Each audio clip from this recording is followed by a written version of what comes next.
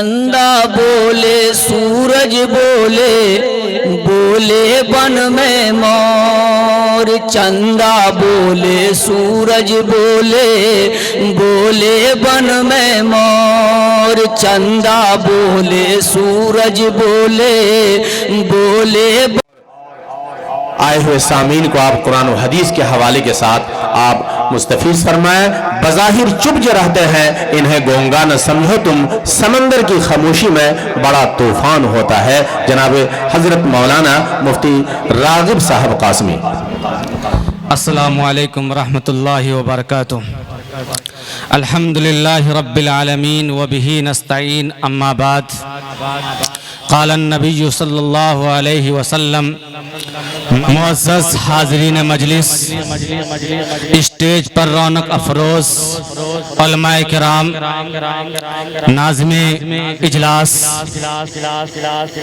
حضرت مولانا قاری نیاز احمد صاحب قاسمی مدث اللہ العالی، اور اس جلسے کو آپ تک دن اور رات جگ کر کے مسلسل محنت کر کے یہاں تک پہنچایا، ان میں سر فہرست جناب بھائی اصغر صاحب اور بھائی پرویز صاحب، ان کے ساتھ ساتھ علاقے کے اس گاؤں کے ذمہ داران، ہم ان کو تہہ دل سے مبارکباد پیش کرتے ہیں۔ وجہ یہ ہے کہ 15ویں شعبان، جس 14ویں رات کو یا 15ویں کی جو ہم لوگ شب برات مناتے ہیں، شب برات کی رات میں اس محلے میں ایک پروگرام ہوا شب برات کے تعلق سے۔ یہاں آنے کے بعد یہاں کی مسجد میں ادھر سے دھاما روپیلی جاتا ہوں، دیکھا کہ ہر جگہ پکی مسجدیں بن گئی ہیں، لیکن یہ اس جگہ کی یہ مسجد اب تک کچی ہے۔ تو میں نے کہا کہ بھائی اصغر صاحب، مسجد کا نام مسجد عمر فاروق ہے، اور الحمدللہ اس قوم میں عمر فاروق کے چاہنے والے، اس سے محبت کرنے والوں کی تعداد ہزاروں نہیں بلکہ کروڑوں ہے۔ آپ اس مسجد کی تعمیر کے لیے، اس کی توسیع کے لیے اب آواز لگائیے۔ انشاءاللہ العزیز یہ مسجد جو لبے سڑک ہے، جہاں پر نماز پڑھنے والوں کو دقتیں ہوتی ہے، یہاں پر جماعت کے ساتھی آتے ہیں، ٹھہرنے میں پریشانیاں ہوتی ہیں، خاص طور پر جاڑے کے موسم میں نماز پڑھنے میں بڑی تکلیف ہوتی ہے، بڑی دشواریاں ہوتی ہیں۔ ان دشواریوں کو دور کرنے کے لیے قوم کے غیور، قوم کے نوجوان، قوم کے خادم، قوم کے رہبر، قوم کو چاہنے والے، اسلام اور مسلمان سے محبت کرنے والے، دل میں اس کی اہمیت رکھنے والے تیار ہیں۔ انشاءاللہ آپ کا یہ مسجد بن جائے گا۔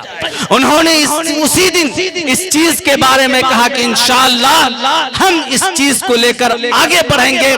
آپ حضرات نے اس کی اس دعوت کو لبیک کہا ہے، اور اللہ کے رسول صلی اللہ علیہ وسلم نے فرمایا کہ جو شخص اللہ رب العزت کی رضا کے لیے، اس کی خوشنودی حاصل کرنے کے لیے، اس کی مرضی حاصل کرنے کے لیے اگر مسجد اللہ کے گھر کی تعمیر کرتا ہے، اللہ رب العزت اس کے لیے جنت میں گھر بناتا ہے۔ کہاں گھر بناتا ہے؟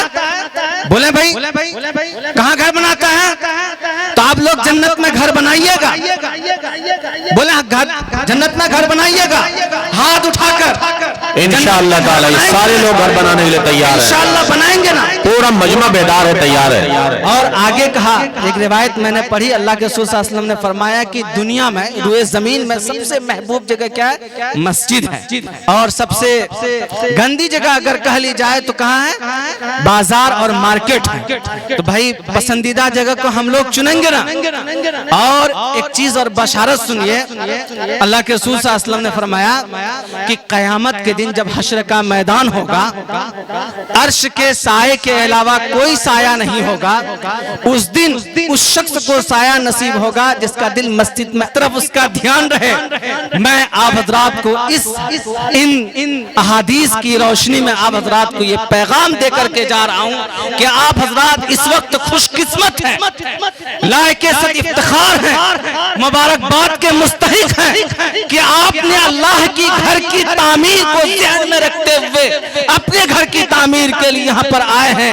اللہ رب العزت آپ حضرات کی کاوشوں کو، آپ کی اس محنت کو، آپ کے اس ارادے کو، آپ کی اس نیت کو قبول فرمائے، اور اللہ رب العزت ہمیں بھی دین کے جہاں پر بھی کام ہو وہاں پر سچی لگن سے، محنت سے، جذبے سے، شوق سے کام کرنے کی توفیق عطا فرمائے۔ آمین وآخر الدعوانا الحمدللہ رب العالمین۔